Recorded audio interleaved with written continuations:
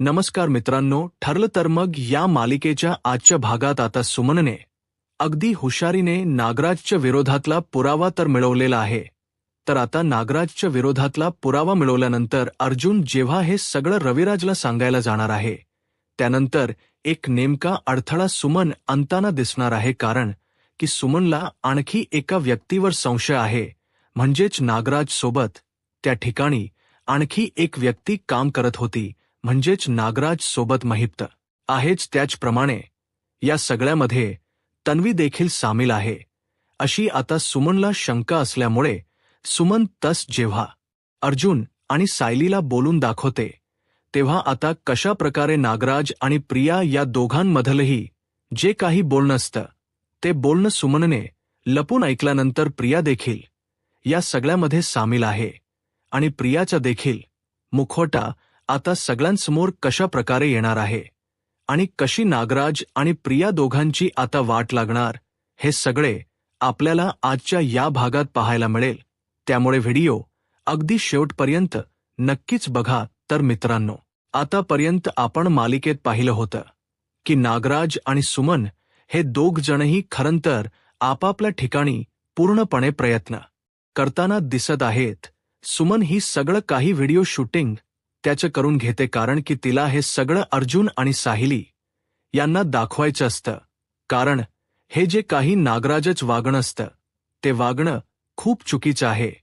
आणि यामुळे नागराज हा पूर्णपणे आता अडकला गेलाय. कारण नागराजने जेव्हा सगळ्या गोष्टींची कबुली दिली आहे, तेव्हा सुमन मात्र ठरवते की आज यांना आपण जेलमध्ये पाठवायचंच. त्याप्रमाणे सायली अर्जुनला सांगितल्यानंतर ती म्हणते की अर्जुन आणि सायली, आपल्याला आता या गोष्टीवर काहीतरी ॲक्शन घेतली पाहिजे. तेव्हा अर्जुन आणि सायली जेव्हा घरी येतात, तेव्हा घरी आल्यानंतर नागराज तर घरात नसतो, परंतु नागराजच्या नंतर गेल्यानंतर अर्जुन सायली घरात येऊन सुमन काकूला सगळं काही विचारतात की नेमकं काय झालंय. तेव्हा सुमन काकूही त्यांना सगळं काही सांगते की अर्जुन आणि सायली असा प्रकार घडला आणि हा व्हिडिओ मी शूट करून ठेवलाय. तर तो जो व्हिडिओ असतो, तो व्हिडिओ अर्जुन आणि सायली आता दोघ जणही बघतात. आणि तो व्हिडिओ बघितल्यानंतर आता त्या दोघांनाही लक्षात येतं की हे सगळं घडण्याचं प्रकरण हे नागराजच आहे.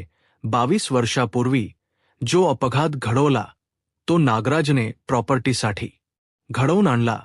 त्याशिवाय महिप्त आणि प्रिया महिप्त आणि सुमनच जे काही किडनपिंग केलं, हे देखीलच त्यांनी केलेलं आहे.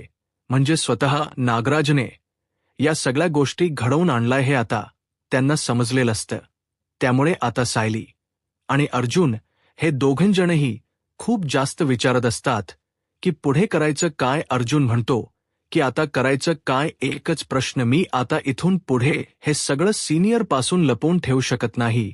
आतापर्यंत मी सगळ्या गोष्टी लपवून ठेवल्या, पण आता माझ्याने ते शक्य होणार नाही. कारण की हे सगळं जर मी रविराजला सांगितलं नाही, तर पुढे मला आता काही मी स्वतःला माफ करू शकत नाही.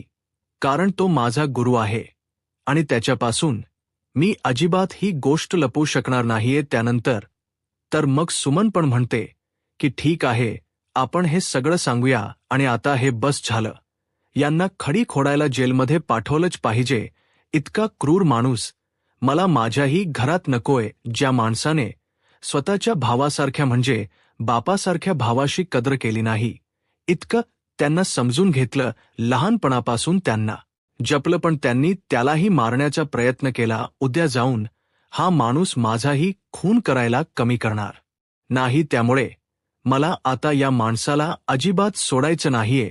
अर्जुनने असं सांगितल्याबरोबर सायली म्हणते की आता नागराज काकांचे जे 100 अपराध आहेत ना, ते भरलेले आहेत. त्यामुळे अजिबातच आता त्याला अजिबात आपण सोडायचं नाहीये. तेव्हा मग अर्जुन आणि सायली दोघ जणही ठरवतात की आपण हे सगळं जाऊन आता घरी प्रतिमा त्याला आणि सगळ्यांना सांगायचं आणि नेमकं हे सगळं जो काही वागतोय नागराज, त्याची सगळी पोलखोल आपण आता करायची. मग अर्जुन आणि सायली हे ठरवतातच. तेवढ्यातच सुमन त्यांना थांबवते आणि सुमन म्हणते की 1 मिनिट अर्जुन आणि सायली, प्लीज जरा तुम्ही थांबा. तेव्हा ते दोघ जणही बघतात आणि विचारतात की काय झालं, अचानक तुम्ही का थांबायला सांगितलं. तेव्हा मग सायली म्हणते की काय झालंय सुमन काकू, नक्की काय प्रॉब्लेम आहे. तेव्हा सुमन म्हणते की सायली, अर्जुन, एकच गोष्ट मला तुम्हाला क्लिअर करायची, म्हणजे यांना तर आपण जेलमध्ये टाकायचं आहे, पण आणखी एक गोष्ट मला तुम्हाला सांगायची, ती म्हणजे की त्या दिवशी जेव्हा मला यांनी किडनप केलं होतं ना, त्यावेळेला यांच्या सोबत आणखी एक व्यक्ती होती, म्हणजे महिप्त. आणि मला जेव्हा किडनप करून ठेवलं होतं तेव्हा यांच्या सोबत एक ब्लॅक कलरचा कोट घातलेली ना आणखी एक मुलगी होती असं मला जाणवतं. तेव्हा मग सायली ही धीर देत विचारते की नक्की कोण होतं तिथे, म्हणजे प्रतिमात्या तुम्ही प्लीज जरा नीट सांगू शकाल का नागराज काकांसोबत तिथे कोण होतं.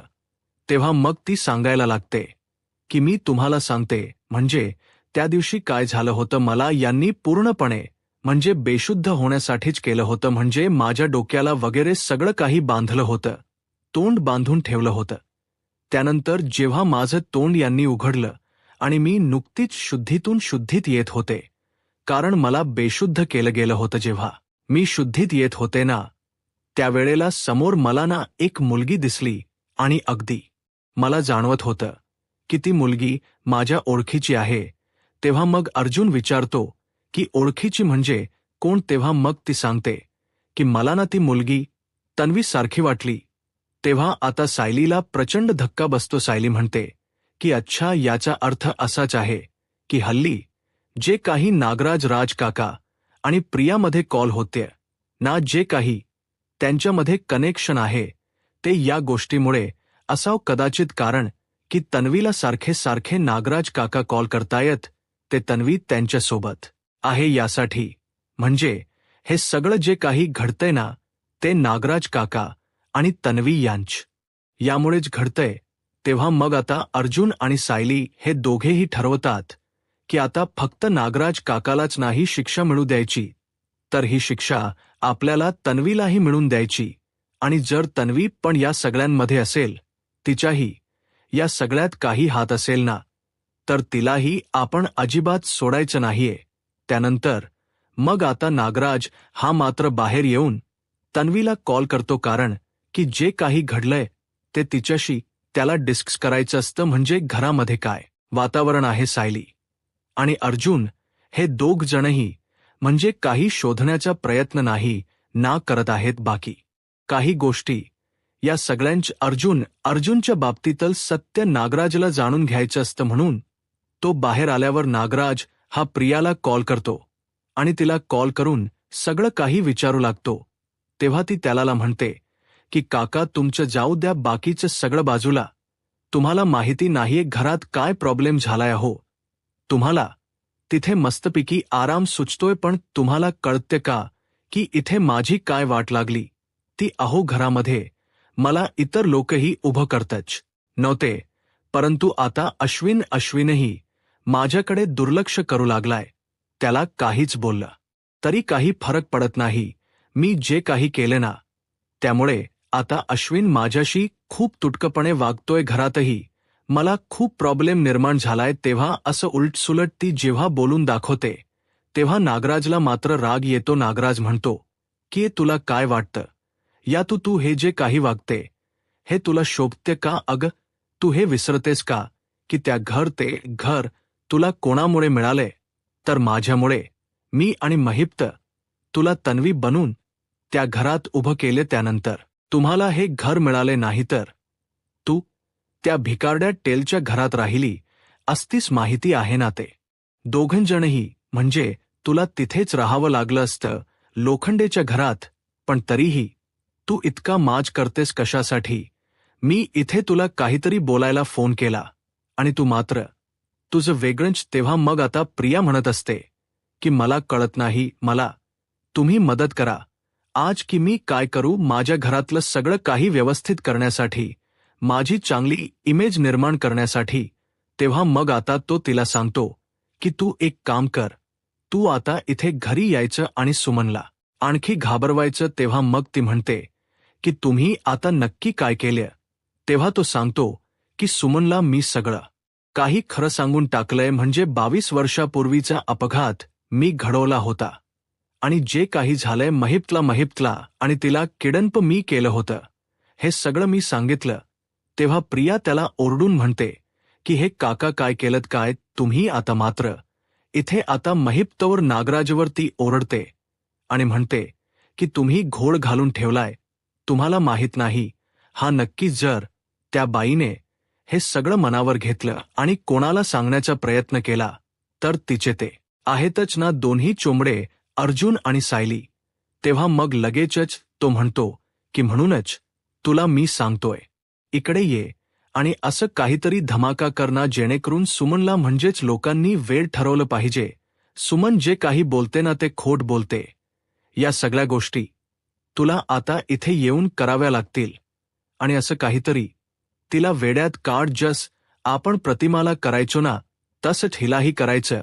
तेव्हा आता प्रिया म्हणते की बरं ठीक आहे, आई बाबांना भेटण्याच्या हेतूने मी तिथे येते, कारण की तसंही जर इथे मला अश्विनने उभं केलं नाही तर निदान ते तरी घर माझं राहील. म्हणून तरी मला तिथे आता थांबलं पाहिजे, म्हणजे तिथे येऊन एक दिवस मला सुमन काकूची काळजी घेते असं तरी दाखवलं पाहिजे. नागराज बोलतो की मग आता कसं बोललीस, असं काहीतरी मुद्द्याच जरा बोलत जान, नको ते निगेटिव्ह बोलत बसण्यापेक्षा काहीतरी चांगलं बोल असं आता नागराज तिला म्हणतो. तेव्हा ती म्हणते की हो ठीक आहे, चला आता नका ध्यान देत बसू मला, मी निघते. तेव्हा मग आता प्रिया म्हणते की जाऊ दे अश्विन, तसंही आता नाश्ता न करताच निघालाय, मी पण काहीतरी बाहेरून खाईन, मी आता निघते. आणि तेही सुमनच्या घरी जायला. आता तिकडे घरामध्ये त्या सुमनला कसं सगळं वेळ ठरवायचं हे सगळं प्लॅनिंग आता ते करत असते.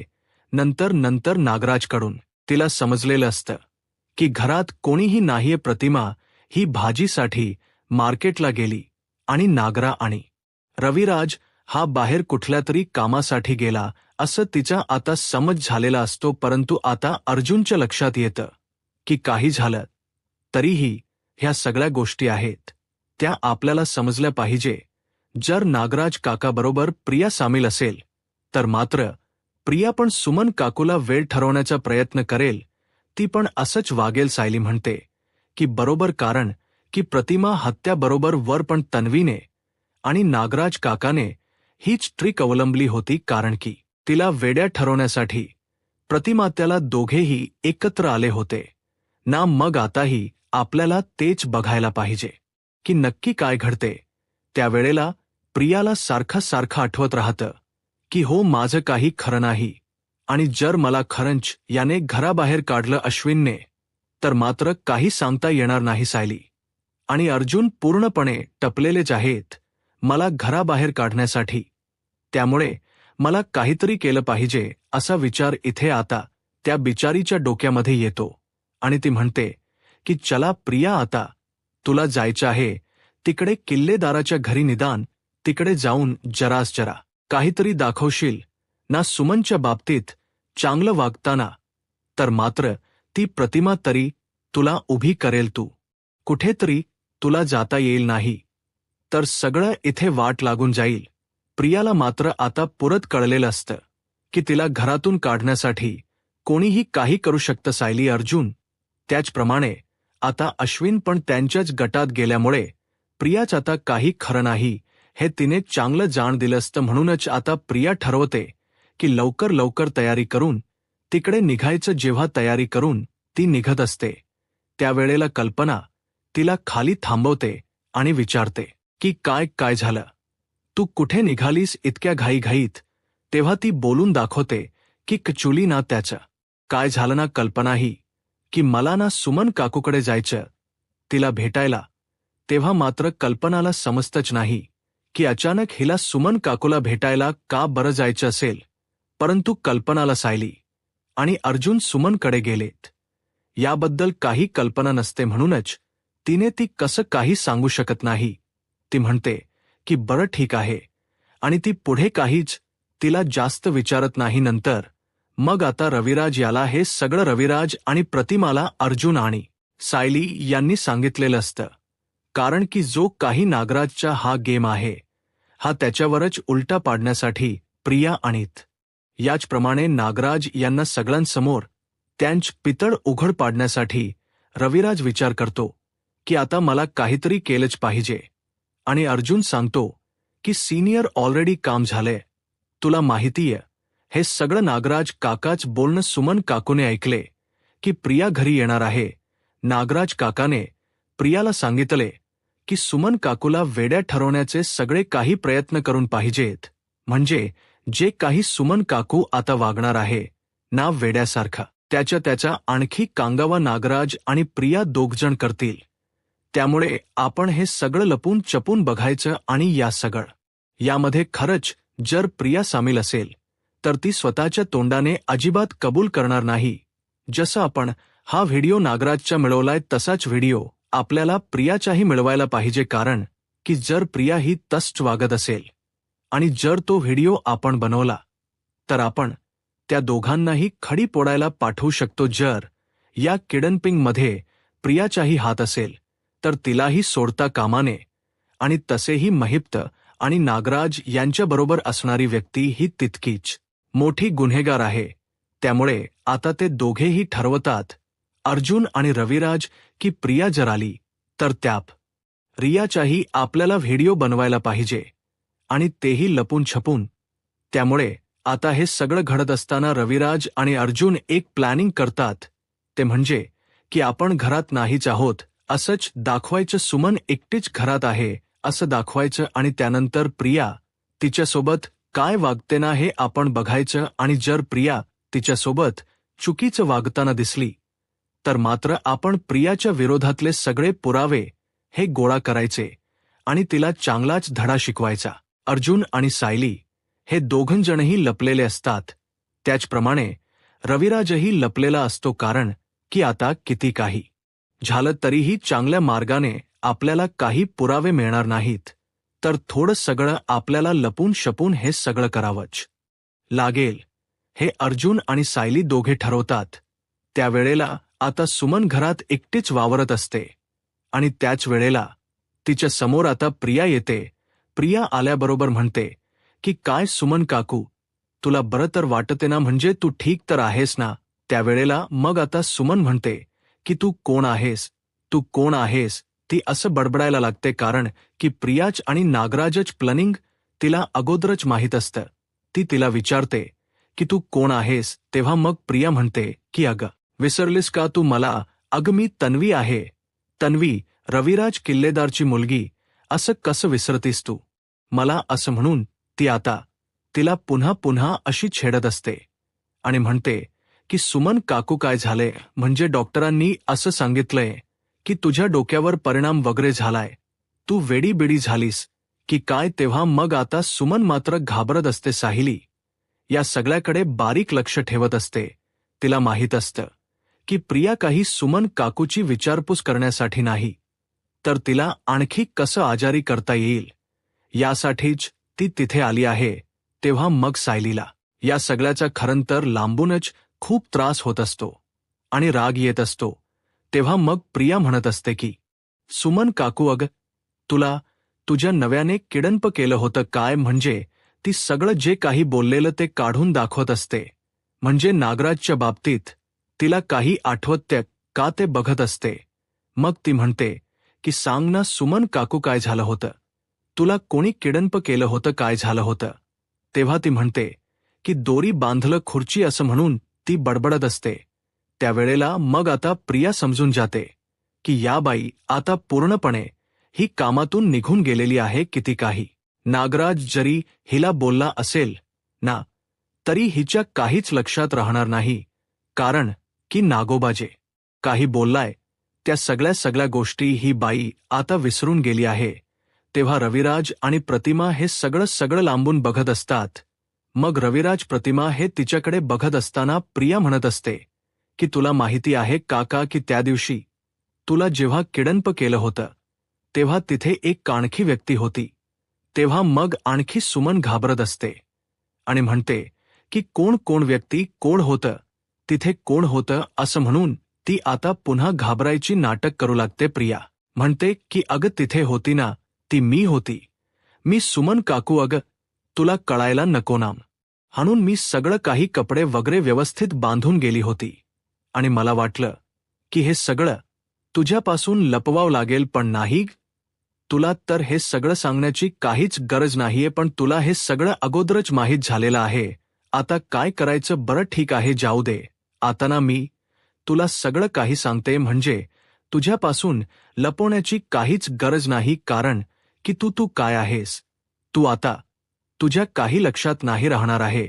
तुला जरी सांगितलं ना तरी तू कोणाला काहीच कळू देणार नाही.